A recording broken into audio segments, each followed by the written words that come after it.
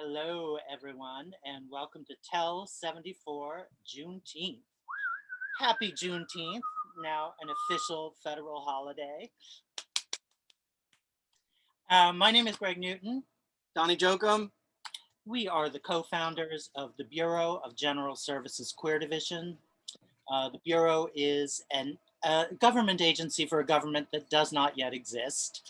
But we are providing the service of books and queer events. We've been doing it since 2012, and we've been hosting Tell since 2014, which was also the year that we moved the Bureau into the Manhattan LGBT Community Center, which is still closed. So the Bureau is all virtual until further notice. We're holding on patiently, waiting for the center to reopen. Apparently they're gonna be the last ones. But we'll get there, we're gonna get there.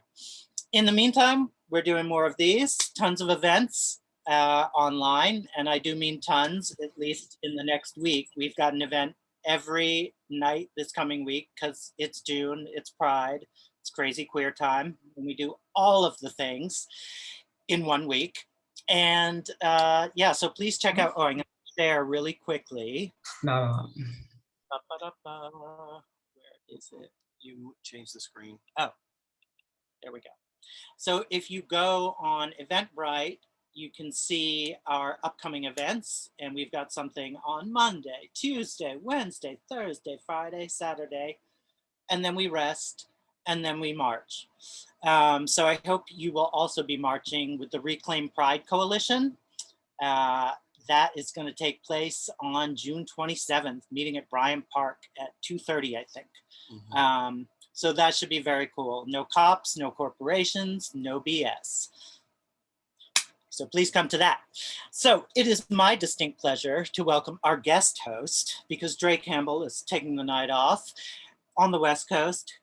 Hey, Drae, hey. Drae is, I don't think I mentioned this yet. Drae is the founder, the one who established Tell, this fine tradition that began 7 years ago, which we've been hosting on a monthly basis. Yeah, I know, it's hard to believe. Here we are at Tell number 74, still going strong. Mm-hmm. Someday we'll be back in person. So I'm gonna introduce Leah, our guest host for tonight, and then we're gonna get started. So Leah Robinson is a queer, transgender, butch, gender nonconforming, POC identified actor and writer. Leah recently moved to Oakland from NYC, where they were active in both the theater world and film and TV. Leah is currently SAG-AFTRA and AEA and has representation in both LA and in San Francisco. A lover of cats, scary movies, and video games. Please give it up for Leah Robinson. Put your hands together. Hey, what's happening? Hey, thank you all so much. How's everybody doing? Hello, good to see you all this afternoon/evening. Super exciting to be here. I just want to, again, my name is Leah, AKA L Boogie. Butch is doing butchy things. It's great to be here. And I just want to thank you all for having us. Thank you to the Bureau. Thank you for Drae. And I want to thank all of you all for coming too. Thank you for being here as we have this conversation, and we have these amazing storytellers who are going to take us to some different places this afternoon. All right. So thank you for being here. And I am super honored to be able to hold this space with these incredible artists that we have here today. Okay, so our theme is Juneteenth. All right, so what is Juneteenth? Just quickly to make sure we lay some context here. Juneteenth, also referred to as Freedom Day, commemorates the abolition of slavery on June 19th, 1865. Okay, also Juneteenth just became a federal holiday a few days ago, I think on the 17th or so. So Juneteenth, National Independence Day. So happy Juneteenth, everyone. Let's have a moment. All right, so I want to be honest as we're getting ready to get started. When I was thinking about this Tell and preparing for this Tell, it was really hard. It was really hard to think about Juneteenth as a celebration, right? So Juneteenth is a day of celebration, period. But it's also incredibly problematic around the timing, around how it all went down, as well as how it continues to go down today. Right? So it seemed really, really hard to talk about one, without talking about the other. So our group of storytellers, this week we got together and we had a little dress rehearsal and we talked about the theme, we talked about our stories, and I really wanted to hold some space for folks to talk about some triggers, maybe talk about what they wanted to share, and really kind of empower us to tell our stories, right? Talk about how we really feel about things, because guess what? We can have both, and we can celebrate and acknowledge and have joy, and we can also talk about how it's problematic. So that's what we're going to be doing today. We're going to be celebrating, but we're also going to be thinking critically about the things, right? So welcome again. With that, I hope that we all can learn something new. We can hear something that inspires us, hear something that makes us curious, and just maybe even learn something together, okay? So with that, I'm going to go ahead and introduce our first storyteller of the evening. And I'm going to be reading the bios because I want to make sure I get it all right, okay? So first up is Letta Neely. Letta is an earthling. She is also a Black dyke, an artist, an activist, a feminist, and a mother. In addition to Juba and Here, Letta is an author of chapbooks, When We Were Mud, and God and Allah Us Sisters. Her plays, Hamartia Blues, Last Rites, and Shackles and Sugar have been produced in Boston, Philly, and Los Angeles. She is a co-artistic director for Fort Point Theater Channel and editor of F.A. Franklin's book, The Slave Narratives of Willie Mae. She is also an actor and director, most recently performing with the Art in Boston Theater Marathon Zoom Edition and directing Renita Martin's Unmasked for the Revolution of Values Black Theater Project. She believes in the interconnectedness of both the struggle and the liberation. Her newest projects, number one, Traces/Remain Seed to Harvest with Dean Rollins, can be seen on the Arts Emerson Toshi Regan's Parable Path website. Secondly, scriptwriter for F.A. Franklin's film, The Slave Narrative of Willie Mae, will be presented on Juneteenth at Black Market. And thirdly, her newest book, Geographies of Power, will be available in late 2021. So without further ado, Letta Neely.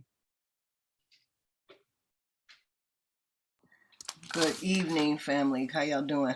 I was saying it's happy Juneteenth, but it's really just happy Black everything. I'm going to read I'm going to share two pieces, and both of them I feel like the common denominator is about delayed freedom. So, or about freedom that should have been long before it was. So this first one is called Parts, Some, and. Can everybody hear me okay? All right. Parts, Some, and. Postcard. In 7th grade, we studied the cell, the mitochondria, the nucleus. I learned where freedom lives.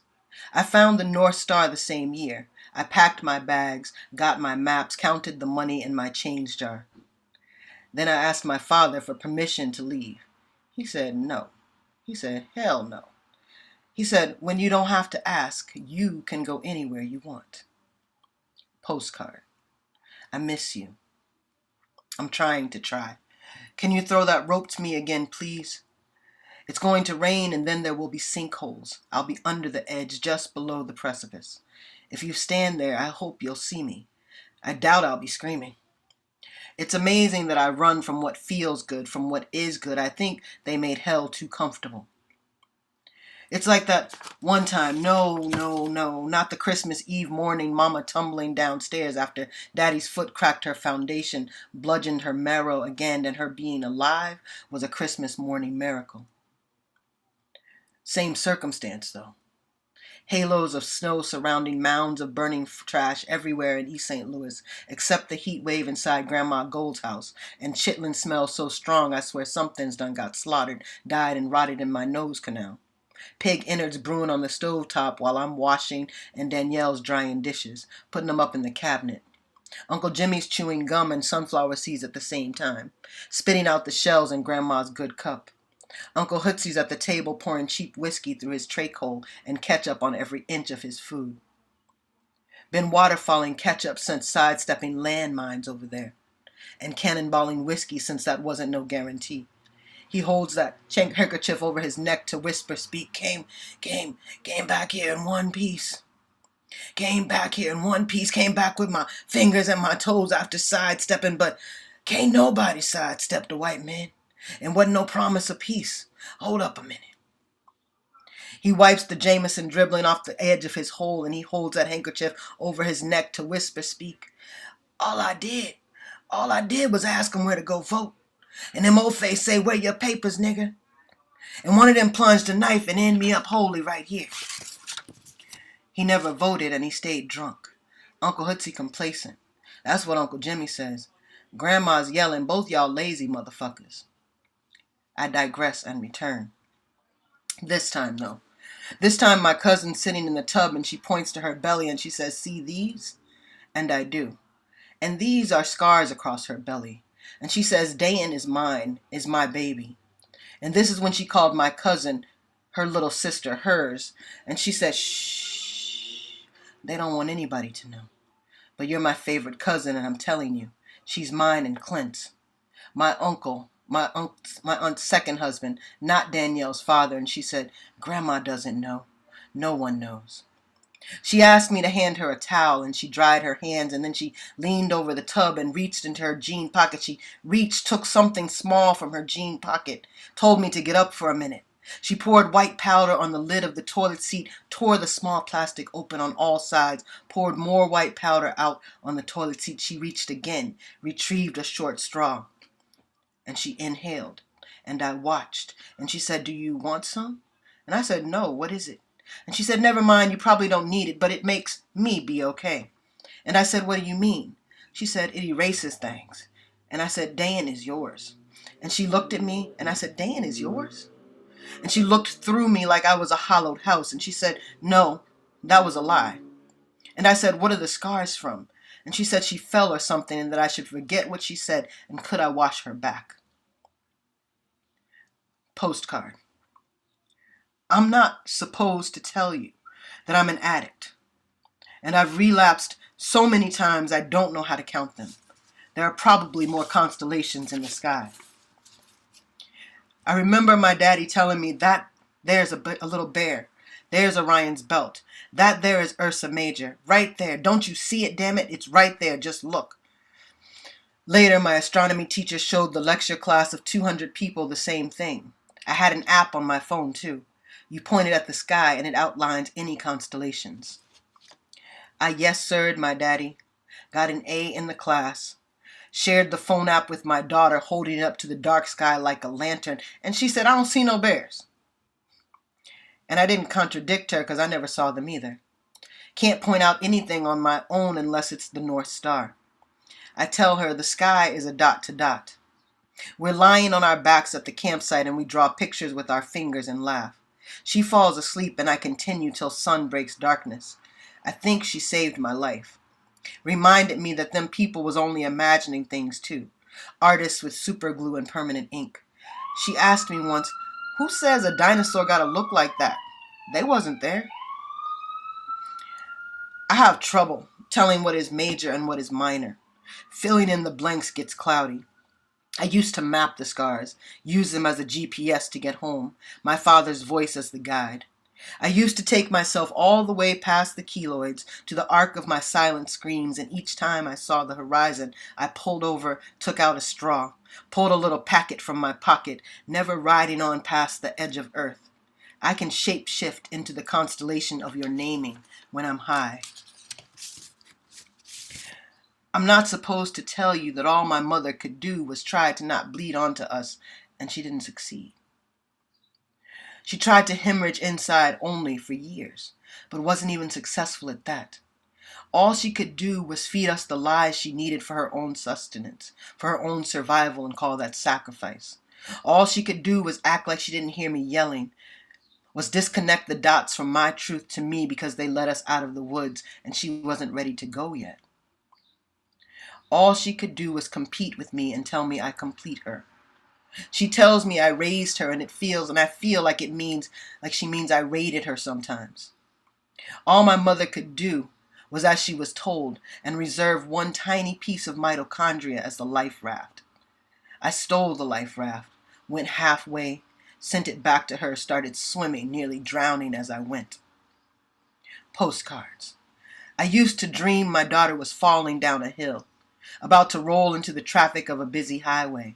Me running, jumping in front of her as she hit the edge of earth and gravel, wrapping my arms, my whole body around her, bracing myself for death so that she might live, and praying. I used to wake up after traveling to my father's house, my sweat and his mixed up in my dreams. I'd get up, rush to my daughter's room, make sure no one ghost or real had trespassed her body, hold my breath while checking to see if she was still breathing. The DNA for mitochondria is passed from mother to grandmother to great-grandmother. The essential ingredient for breathing doesn't belong to wars or white men or daddies or stepfathers. It exists long before the Middle Passage. Me? You ask about me, I forgot on purpose. But not remembering has been an accident, a fast roll into whatever story you wanted me to tell. It's the momentum of the thing. I never saw the oncoming traffic. I grew accustomed to the melodious cacophony of blaring horns. Let others dress my wounds, reset my bones. Postcard. Beyond the brokenness, beyond the keloid, just past the marrow is the mitochondria. The edge is a free fall of faith. It's like dropping into a pool of oxygen. Do I want to breathe or freeze frame the choke? I ask myself daily. I've had to learn to take back roads home, to say fuck the GPS, to not collect straws like rosary beads, to throw little packets down the toilet before opening, to walk past my dealer, not even answering his, hey, how you doing? To keep walking. I've had to learn to draw my own pictures and autograph them, to pick up the bones and place them where I see fit. But even in subtraction, going back past zero, the spaces between the numbers is infinity. I didn't know I would keep going to the pain like it was a well of water. I didn't know pain was optional. I thought relapse was the only recourse. I didn't know disease would keep festering in secret without my permission. I didn't know that history and present were going to tangle. I didn't know I still had secrets that would rupture the surface of me and be too much to look at. Where I'm from, we say, don't use no matter what. I wasn't ready for that. I seemed warm. It's the iceberg theory in writing. It's that every single thing you tell has a backstory that you don't necessarily see. And I made sure my iceberg looked good. I wrapped the bottom in cellophane. I put multicolored flashing Christmas lights around it and dry ice. You only ever saw the flash and the mirage of heat. I never wanted you to know the beneath because I didn't want to know the beneath. And so consequently, when it was time to go south in myself, to the deep, deep south, I had all the tools and none of the wherewithal, and my map pointed me back to cocaine for relief. You see, I am used to crashing and burning. I didn't understand how something that happened way back then could fester and dissolve the limestone, bones, and sinew and dreams of me so far back into my life. I was under the impression that I made it through and therefore was well. I made it through using those tools that were necessary for survival, but I didn't have the tools that are necessary for living. So when it came time to live, I stood at the crossroads, staring at the sign, freedom this way, survival takes next left. I took the left because it was comfortable and familiar. I was comfortable in cesspools looking at beauty, being able to sniff clean air from the neck up while wading in shit, and not comfortable walking in open air and claiming it as my birthright. For my science class, I'm conducting a research for a paper about the location of sinkholes relative to the location of the damage to the earth caused by humans. See, we only kind of know 5% of our universe relatively well. The other 95% is dark matter and dark energy. I wonder about tectonics in the sky, about convergent and divergent plate boundaries. The backdrop, primordial soup becomes stars, becomes the universe, becomes earth, becomes me. Looking at the sky through the Hubble telescope, one can see the very edge of the observable universe, which is 13.8 billion light years away. This light left the universe when it was only a few thousand years old, and it is only just now reaching us. I think of the journey, about moss on backs of trees, about the North Star and freedom. I think of night terrors and of walking in the dark matter, the darkest energy because we are made with the same stuff of stars. And even though my disease can fester, can dissolve limestone, bones, sinew, and dreams of me now, see, I can see further back, and I walk. So, how y'all doing? Yes. Thank you. Yes, yes, yes, yes. Thank you. Yes. And Yeah. you know, that's Thank you, Letta. thank you. That is one of the pieces that I have to make myself read, you know, because I feel like it's important for me, but I also feel like it's important for others to maybe hear and connect with if they can, because it's a journey, right? And it is a freedom journey. And what I meant about delayed freedom, like none of the things that happened should have happened, but they did, right? And liberation came later, and I'm so grateful for it. So this next piece is called "Eulogy for a Dike Bar." I'm from Indiana, and we had a couple of bars that were home spots, right? So this is called "Eulogy for a Dike Bar." If you've ever been to Indiana, maybe you've been to this bar, but here we go. There was the 10 in Indianapolis. Have to park your car 3 blocks away and walk. Have to not look dykish as you walk in the direction of the bar. It's impossible, but you try. Look both ways before you enter the alley. Count 5 doors down. Make sure there isn't a line. No publicity. Knock 5 times. It doesn't matter if you have ID. That's only for the raids, for when the police come. But ID alone won't get you in. You better know the password or know someone who knows the password. If you don't know it and you don't know the bouncer, you walk back to the end of the alley, stand around trying to look non-dykish, trying to look like you're not standing idle while you're standing idle, waiting for someone you might recognize headed in the same direction you just came from. I don't remember how I found it, but it has been my homing point since then. Inside the 10, there is old carpet everywhere. Card tables, a few wooden tables, a mirror made with square tiles of mirror. This is so when someone throws a bottle at it or slams it and a recent X into it, you can replace the tiles and not the whole mirror. There is disco balls and lots of cheap beer spilled onto the carpet. The place smells like stale beer and the anticipation of pussy. The 10 was where we went to discover we weren't alone. See, you kept all these thoughts, these sweaty palms, these prayers to unsin yourself to yourself. You didn't say anything to confirm who you were, even when the boys called you a dyke or a tomboy. I should have said amen, but instead I enrolled in yet another Bible study. I wrote love poems, lust poems, and erotic poems, but not in ink. I wrote them on a chalkboard in my mind and erased each and every one immediately. Erasing them was even harder and more necessary than erasing the feel of my father's hands and cock from my body. Internal danger, external danger.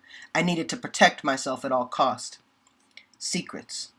These type about hiding who you are lead to more secrets, till you're hiding everything you do to maintain the secret. The addiction, the lies, the travel routes, the friends, the enemies. You even hide your kissing skills. The boys said I didn't know how and dumped me. I did. I just wanted them to stop. I became a secret to myself. I thought I was the only one in my high school lusting after my best friend until I walked into the 10 and see my 3 girls from the basketball team and the coach on the dance floor. I thought I was the only one until I was kissing some girl in a dark corner when the lights came on, I realized she was from my neighborhood. The 10 was this place of sacredness. For 4 hours you could be the part of yourself that you weren't anywhere else. Fuck the story you had to make up to say where you'd been. Fuck the fact that none of us will reminisce about this when we see each other on the street or in class. Never will I say I saw my coach fingering a player in the corner on the dance floor, even though I know it was wrong, even though it was nasty, even though that girl ended up missing lots of shots on the court, drinking herself into a stupor, never graduating high school. The 10 was where you learned. I unmuted it. The 10 was where you learned how to dance, how to let your body access freedom, how to relax into yourself. It was release. You found your crew. You realized you were not alone. You were not a sin. You weren't going to hell. In fact, you had found heaven. Right there in the Midwest, right there in the alley, you had a password. You had a way in. In the 10, it wasn't about black girls and white girls' animosity. Save that shit for outside the club. And we did. Fight in school by day, dance in the club by night, until we couldn't fight anymore. Until looking at the chicks you fingered meant you couldn't actually knock them out when they muttered nigger in school. Because you at least had smelled them when they were human. And then eventually some of them remembered you too and stopped saying the words that erased you. Eventually the dancing, the grinding, the recognition gave us access to solidarity that was unmatched by imposed hatred. And the necessity of love, lust, truth paved the way for unstale conversation. I know we changed each other. I know we did because I watched Laura Eastis, the white dyke. I watched Laura Eastis, the hardest white dyke I'd ever met. She had a mouth like a KKK recruit, and when I met her on the first day of 5th grade, I watched her punch the living. She had a mouth like a KKK recruit. When I met her on the first day of 5th grade, I watched her punch the living shit out of a white boy our senior year for spitting on a black freshman. She got suspended for it and ostracized by her white friends. But she was laughing when I saw her, laughing and draining a Coors, standing at the bar with her black girlfriend who she couldn't claim by daylight. As time went on, we got a big rainbow sign and it hung out front. Still had to go through the back door though, because the front was cemented in. It was capitalism and the gifts of the state that fucked us all up in the end. The 10 is gone. The other bars are gone. Gays and lesbians can get married and have property, and the white girls with the white girls and the white boys with the white boys, they gentrify our shit now. Thank you. Mm, thank you. Yes, yes. Thank you, Letta. Wow. Just give it up one more time. Thank you so much. Wow. Thank you for sharing that with us. I'm a little blown away. So when we get to the end of our program tonight, I want to ask the artists, the writers, a few questions. I want to ask them, anything else they want to tell us about the pieces that they read. So be thinking about that for the next few minutes. But thank you again for that incredibly powerful piece. All right. Next up, we have Maxine Eloi. Maxine is an actor, a writer, a director, musician, teaching artist, and a filmmaker. Classically trained at Boston University and the London Academy of Music and Dramatic Arts, LAMDA. Maxine has continued to pursue her creative passions through film, theater, and music since graduating with a Bachelor's of Fine Arts degree. Maxine has a passion for social justice and sparking positive change in the world. In addition to starring in over 15 films, The Broken Swords, Blue Crossing, Roll Pin Punch, she has also created 2 independent films, Sunday Funday and Aghast, that speak on themes from environment to abuse of power. Sunday Funday was featured in over 10 festivals internationally, including the Berlin Black International Film Festival. Maxine is a company member of Theater Delta, Curious Theater Collective, and is teaching artists at North Carolina Theater Conservatory. When Maxine is not working on film or theater, she enjoys her other creative passion in music by performing with multiple bands. Maxine is a vocalist, guitarist, and songwriter for her indie rock band, Maxine Eloi, as well as a punk collaboration, Perchance to Dream. She also performs as a vocalist in the Wiley Fosters. Maxine is grateful to pursue her career as an artist and collaborate with others to create engaging and thought-provoking work on film, theater, music, and television. So Maxine isn't with us this evening. I'm going to be playing Maxine's video. She created a video for this episode, for this tell, specifically for this event. What she wants you to know about this video is, it is the first few pages of a novella or novel and hasn't been written yet. I was purely inspired by the prompt and allowed to create flow and stream of consciousness to really tell this piece. This is my very first draft. And I'm just grateful for the opportunity to be in a space with others as we reflect on this theme. All right, so I'm gonna go ahead and share my screen with you all.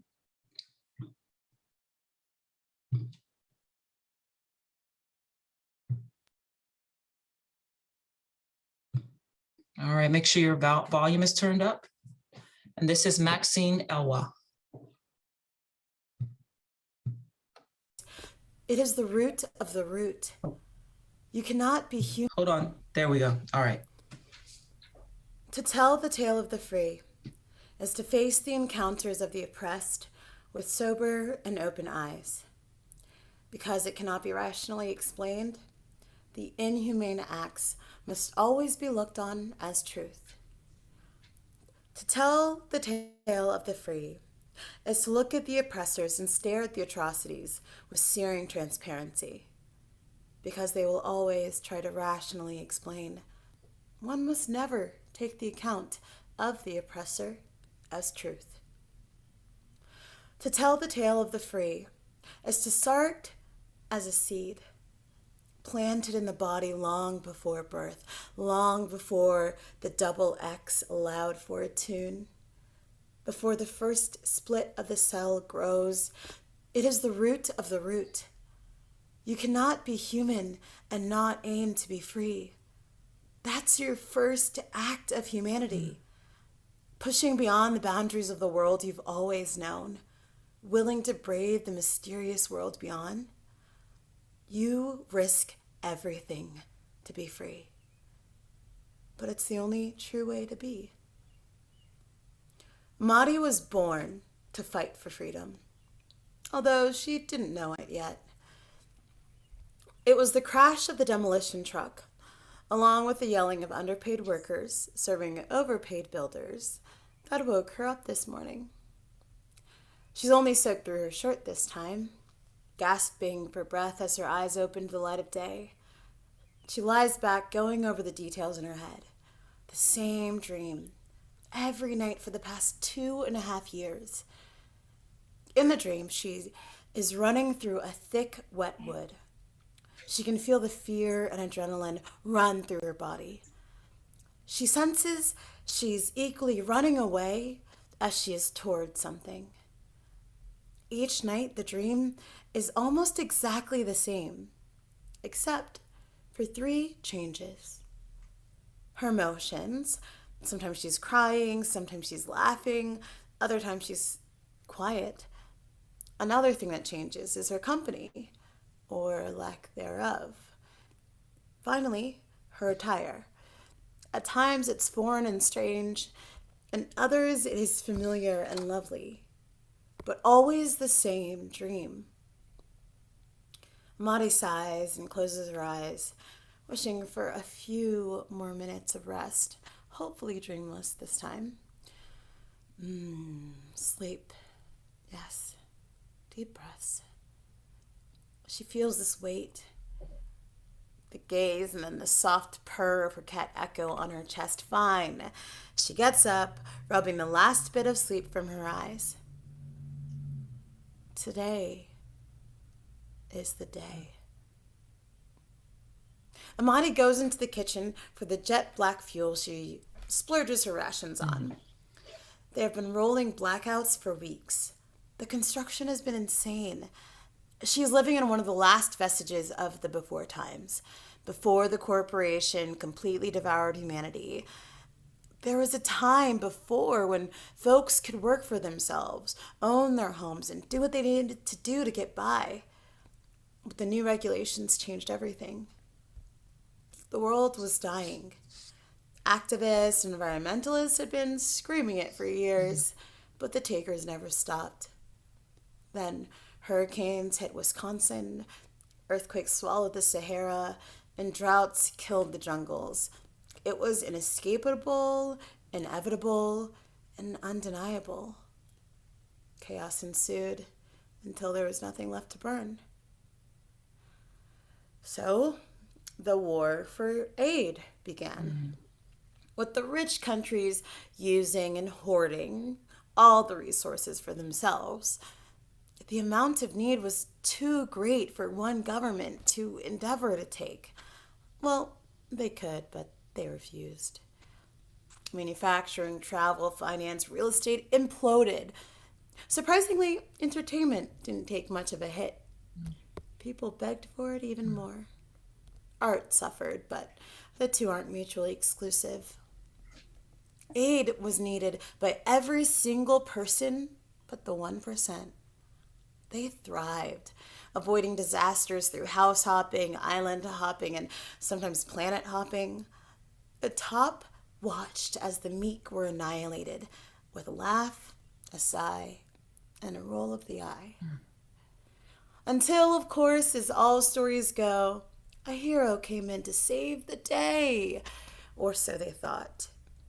In reality, he's a true apex predator, disguised as a Buddha. The world didn't know it at the time. When things turned upside down, he used his resources to help billions of people. Neziah Tolbert was the richest man and owned the largest corporation in the world. He saved the planet and the humans that inhabit it. The world started to shift for the better. Forests were replanted, the oceans were decontaminated, and not a soul went hungry or houseless. But no one expected there to be a catch.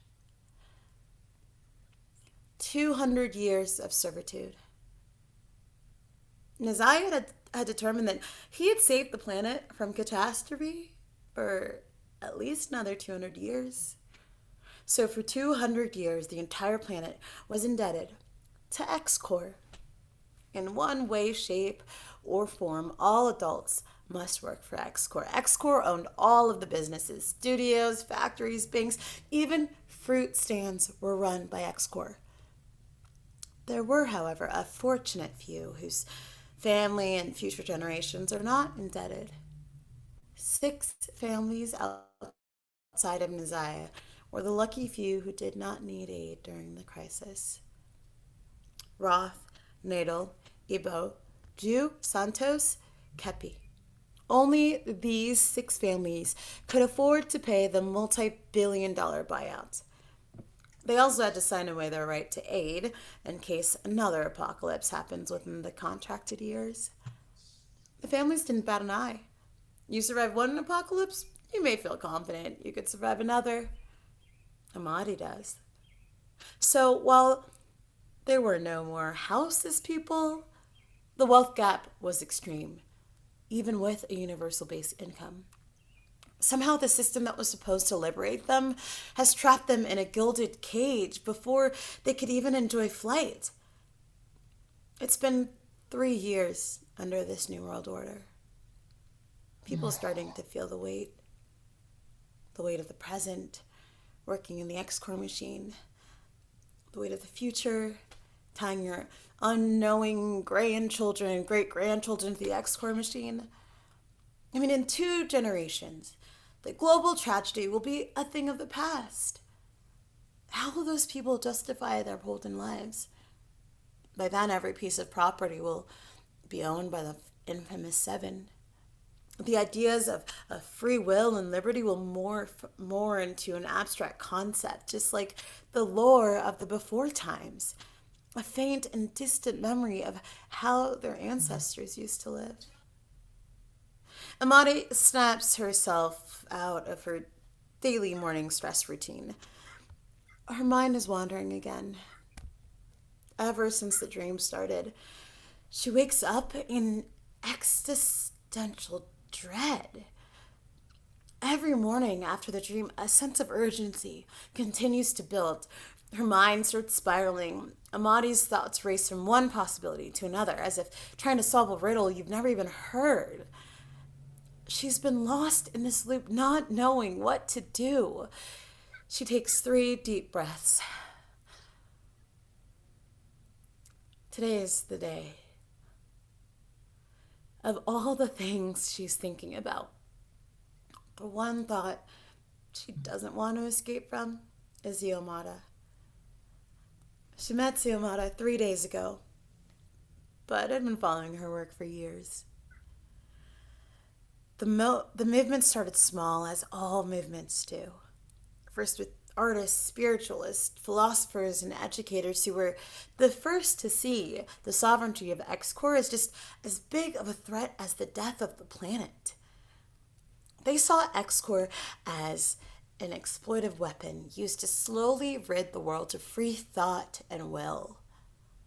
Xiomara started an international movement entirely underground with the best encryption in the world. Amadi thinks they're more genius than Isaiah Tolbert himself, but Z would never see it that way.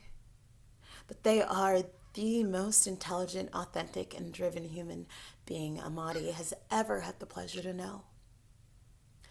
Xiomara recruited Amadi 3 days ago, and it's been a whirlwind ever since.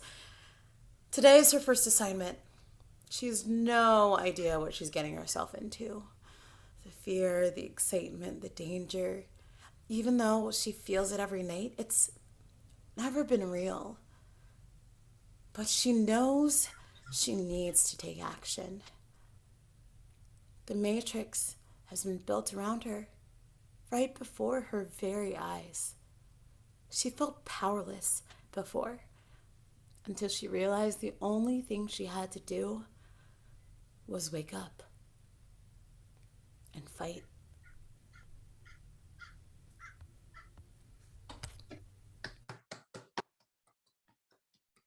Yes, thank you so much. Yes, Yes. Maxine Eloi. It's amazing. Yes.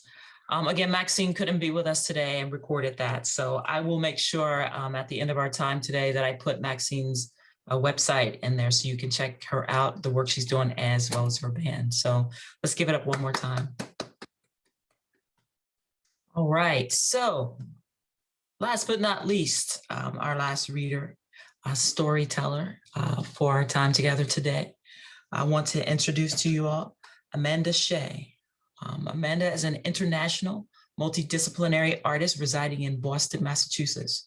Shea has performed spoken word poetry at numerous venues throughout Boston and globally, including the Isabella Stewart Gardner Museum, Museum of Fine Arts, the Alvin Ailey American Dance Theater, New York City, the Peace Institute in DC, and National Press Club in DC, and the Institute of Contemporary Art. She achieved status as an international artist when she performed virtually in Africa for ArtGlo, based in Malawi, as well as the Jos Literary and Arts Festival in Nigeria. Amanda has been published in several articles such as the Boston Globe, WBUR, Boston Magazine, Boston Hassle, and appeared on local news station NBC Boston. Shea sat down with Pebbles on HOT 96.9 Boston for the Voices segment. Most recently, Shea was internationally published in Times Group, which is a news outlet based in Malawi. She served as an official host for the 2018 and 2019 Boston Art and Music Soul Festival, as well as the 2019 Arts Equity Summit. She is a radio host on LFOD Radio, which has been nominated for 2 Boston Music Awards. Amanda is a full-time educator who facilitates youth workshops for spoken word, poetry, visual arts, and public speaking throughout a plethora of schools and nonprofit organizations in Boston. Amanda will be embarking on her 3rd tour to Africa in 2021 with 2 other Boston poets. The Awake Tour seeks to explore the role of art as both a revolutionary and spiritual tool for social justice and human spiritual awakening. Without further ado, Amanda Shea. Can you all hear me? Perfect. Thumbs up. Can you hear me? Perfect. Juneteenth, national holiday. It's amazing. At the same time, I realized that once it became a national holiday, I realized that the courts were closed. So what does that mean for all of those folks that are in prison right now? That means that they couldn't go to court because Juneteenth became a national holiday. And I just thought, what about the irony of that? We are not all free until we are all free. With that being said, this piece is called Body. Talks about not feeling good in your body. Hey, Amanda, real quick, we may need to speak up a little bit because we're having a little bit of trouble hearing you, and I really want us to hear all of this, okay? Oh, thank you so much. Can you all hear me now? A little bit better, yeah. Better? Good now? Yes. I'm so sorry. Okay. I'm so sorry. So this piece is called Body. I used to love my body. Flexible like the air of my sign, lightweight, I could hold myself up. Back bends, front flips, my inner animal soared until I lost an ovary. Felt like I was no longer woman, mother. She birthed my sister at 35. My sister said no more. Or then, surgical talk. Wish it were only a cavity to fill this hurt. Losing a piece of yourself, trying to find a piece in it. Thought it was over. Now my neck carried weight of relationships. Wedlock almost broke me. My vertebrae is no longer straight like my gender non-binary. Contortionists don't conform. I was a gymnast. Flew over obstacles, balanced life beams. My disc skipped somewhere. Nerves pinched. Blood clots form pretty little circles. This ring around my finger reminds me it burns. When I lift my hands to the sky, the right goes up, down to my pointed finger. Instinct knew I missed the feeling. Surgery again. Every time there's a risk. Every time there's a risk. Tired of looking down tunnels, I can't scream. My voice is an echo. Etched in my mind. Used to hate the sound. Now I grasp it. Capture every inflection. Lungs collapse. At the image of me yelling. It invades my power. Silences my journey. I'm mad. I'm hurt. I'm pissed. Why is it so dark? I loathe the light. It teases me. Tells me to look within myself while doctors are steady taking away body parts. Examining the damaged goods. Always a spectacle. I need a miracle. God's plan. This body feels unfinished. How can I, as a black, queer woman, feel whole? Can you all hear me? My body? Yes, okay, good. So fruit's great. Nice. Yeah, we can hear you but yeah, we're all focused. Everybody focus. Yeah, I see everybody's faces. I was like, okay, is everybody with me or are we frozen? Technology. Okay. That piece is called Body. As I stated before, liberation in the body is just as important as liberation in this society, right? I feel like when we are trapped in our own bodies, we're not able to completely be liberated within ourselves. Therefore, we feel trapped. So this next piece is called Resilient. I keep having Juneteenth. I know we're supposed to be celebrating, and I don't want to be a Debbie Downer. At the same time, I'm just reminded of all the injustices that occur still, especially considering that trans lives were being taken at a very, very rapid rate prior to George Floyd's death being televised. There wasn't a lot of news or a lot of outlet or information out there when these deaths were happening. And all I kept thinking about was, what about these people's mothers? What about their moms? How resilient do we have to be as a people?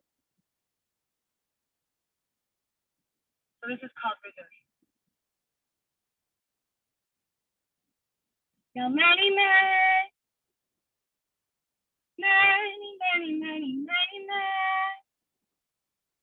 wish death upon me. Have mercy on me. Now many men,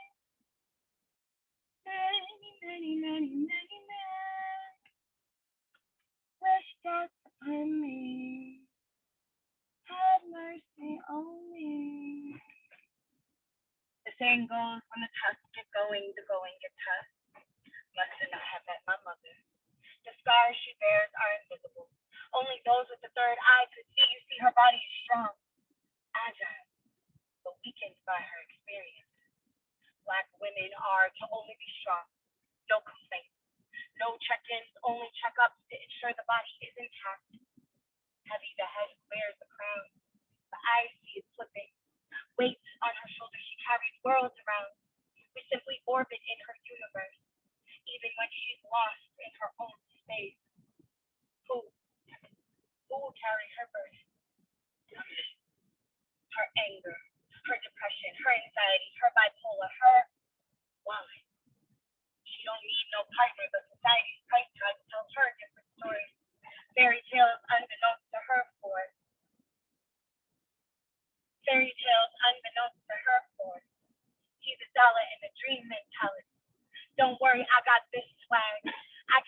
Not all by myself, no two cents to rub together, but rub down meal.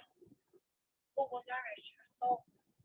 She's tired, been beaten, but not by life. My family, who cast her away, didn't want to help her rewrite her wrongs, running away from generational trauma. She's out of breath. Panic attacks her nervous system. Think of baby she birthed. She felt too resilient. Lacking in breath women overcome so many obstacles. And when asked, how are you? They replied. Brianna's mother replied. Elijah's mother replied. George's mother replied. Sandra's mother replied. My mother replied. I replied. I'm fine. So many men, many men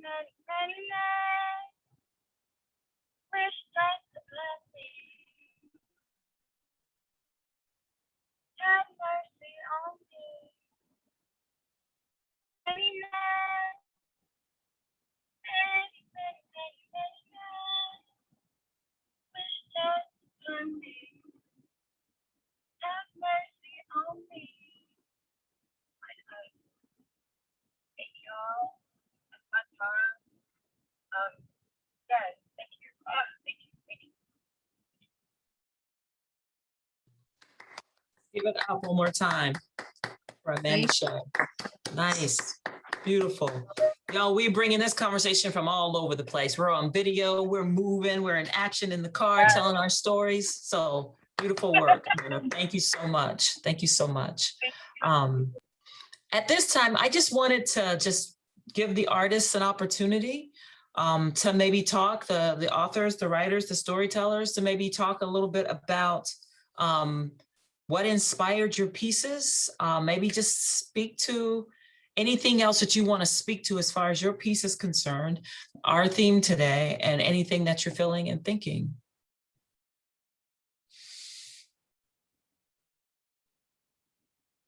I just want to say, Letta,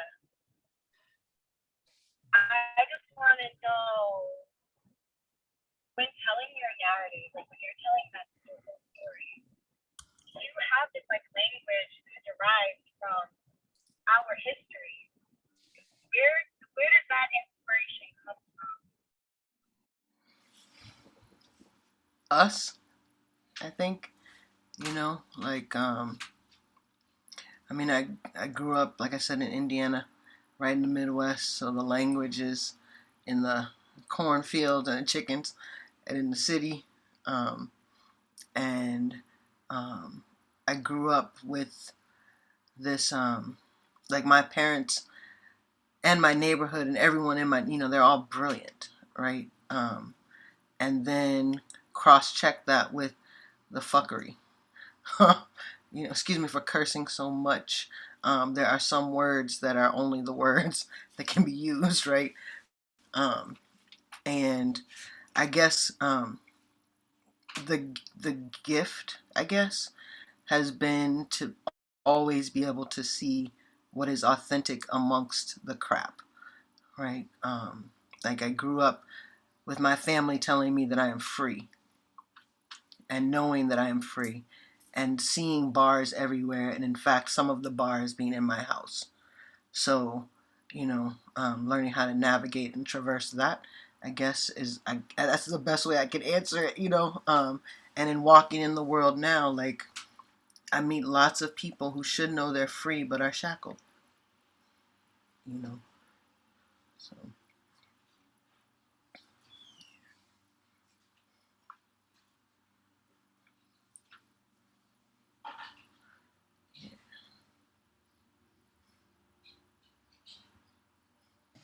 Anything else you all want to share about your work? And I think I have a question for both of you. Just like, because both of your work is beautiful, it's deep, I'm just snapping, I was getting hot flashes, I am almost 50, so sometimes I get hot flashes when I get excited and emotional. So I was really feeling a lot of what you all were saying. And I just want to have, if you're okay with it, talking a little bit more about what inspires you, right? Especially during times like the times that we're in right now, right? We're talking about resilience. We're talking about a lot of different things, and you know, maybe what inspires you all to do the work, because you're both incredibly active doing this work right now. What keeps you moving and keeps you going when things feel a little bit like that? Hit it, Amanda. You got that? I'll come after you. She frozen? Mm-hmm. She may be, yeah. Oh, there she is. I'm sorry, y'all. I don't know if like you all can hear me, so I'm kind of hesitant to go first. But I think this was the perfect place to have inspiration. For me, it's always like hearing other poets and other writers. But honestly, it's also from personal experience. I think it is our duty as artists to capture the times, the great Nina Simone has said. It is our job to reflect the times within our art. And for me, my inspiration comes from a lot of the youth that I teach. I understand that there are some barriers and some things that they don't necessarily understand. Even though we are becoming more and more liberated, there's still a lot of work to do. And when I hear them talk about some of their insecurities or their worries, especially from our LGBTQIA youth, it just inspires me to keep amplifying my voice by telling my truth and basically telling my truth about what I see in the world and not sugarcoating for these babies, because they're really smart and they're sponges and they're watching everything. And they're the next voices. When we are gone, that's who's going to be running our show. So for me, I feel like my inspiration is constantly looking at the younger generation that's, you know, coming up behind me so that we can make a better world for all of us. Shay. Yes, Amanda. Shay, yeah, Shay. So inspiration. I know that being an artist, like Amanda, just to hit on back on what you said too, is a calling, right? It is a divine calling. It is, and whether your artistry is being a dishwasher, right, or a janitor, as my father was, or you know, a dancer, as my mother was, right, all in the kitchen. Like, whatever your calling is, I feel like it's important to answer it. And so since I was a kid, I have been doing my best to answer my calling. There are definitely moments in my life, which you heard me read about, that I did not, and I turned the other direction. And my feeling and what I've come to understand is that there are times when you cross a line into what when you cross a line and know what you're supposed to do, and if you turn back, you pay a price, right? And if you don't turn back and you keep going, there's a different cost, but it's not your soul, it's not your spirit. We have an obligation to tell the truth to the best of our ability, and to tell the new truth the next day. And to, when we discover when the truth that we told is no longer the truth, to tell that truth and everything in between. So. Nice. Thank you so much. Thank you very much. Wow, y'all. I just want to say that I have so much gratitude for our three storytellers, because here's what's up. It takes a lot of courage. Telling our stories is intimate, right? When we sit down and we write things, they come from our hearts, and it's our truths and it's our stories, and it's something that's powerful. It's something that's personal. It's something that's intimate, and it has the power to change lives, has the power to save lives, has so much power. And I just want to thank the three of you all. No, Maxine isn't here, but Maxine, Letta, and Amanda, I want to thank you for sharing these stories with us today, for holding this space. I am so honored to be able to sit in this space with you all and hear these amazing stories. And I thank you for that. I thank you for the lives that you're sharing. I thank you for the awareness that you're raising. I thank you for your voices. So I just want to acknowledge that. And I want to have everyone just give our artists another hand for their beautiful work today. Thank you, thank you, thank you, thank you, thank you, thank you, thank you. Yes, and I also want to give this moment for both of our artists who are here to go ahead and put in the chat box your Insta, anything you want folks to be able to find your work. I'm going to put Maxine's website in there. If you two could just take a minute and pop that in the chat box. And if you want to say something about something upcoming, you can do that as well. But let's take a few minutes to make sure we give that shout out right now. So either one of you can begin and just give us how to follow you and stay in touch and anything else you want to say about your work coming up. Also drop your Venmos and your pay apps in there if anybody wants to keep giving to the artists and to BGSQD, because just keep doing it. Keep paying it forward to these artists. Thank you, Drae. Yes, put that in there and show some love, y'all. Thank you for all of the information that's going, the Venmos, etc. Fantastic, fantastic.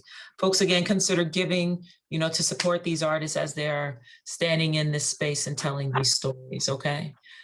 So before I hand it over, I just want to take a moment to thank you all again. Let's go ahead and give another round of applause to all of our artists. Thank you all, thank you all, thank you all. I also just want to thank you all, everyone who's here.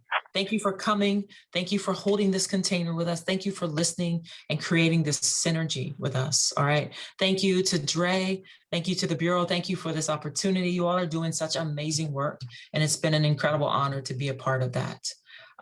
As I hand it over, I just want to say, I want to encourage us to do both and. Okay, I want to encourage us with this specific topic that we've been talking about today to celebrate that freedom, okay, in whatever ways or however ways we're called to do it, whatever that looks like to us. I want us to imagine that moment of freedom, right? I've been trying to imagine when that moment happened, even though it was late, when that moment happened, the joy, the sadness, all of the different things that may have been experienced. All right, I do want to acknowledge that. It's really important to acknowledge that. And I want us to take a little deeper look at it too.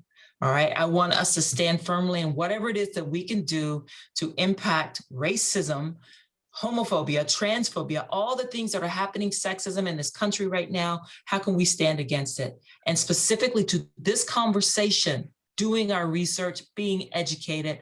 The 13th Amendment, there's an incredible documentary about that. How is that connected? Because it is. The George Floyd Justice and Policing Act, reparations bill, anti-lynching bill. These are all things that are happening right now that we can be involved in.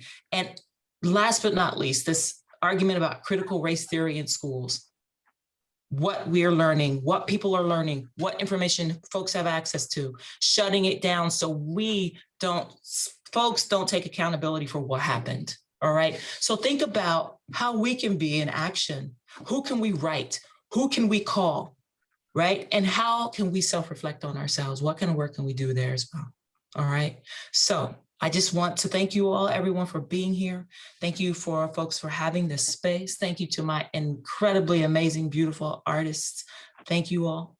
And I just want to encourage us to exist in that place of both and. Thank you so much. Yes, thank you so much, Leah. Thank you, Amanda, Letta, and Maxine. Even though you're not here, I hope you get to watch the recording of this. This has been amazing. This has been really beautiful. And I just want to say amen to both and. I think that's something queers are really good at, because we're used to having a lot of tears at the same time that we say, fuck it, we're going to have a good time. Both and. I like it. All right, y'all. And recording on our YouTube link, look for that to share out with anyone who couldn't join us tonight. Yeah, we'll post that, share it all. Yeah, please. Thank you. And today we'll have you back in the physical In the space. physical space. It's gonna happen. All right.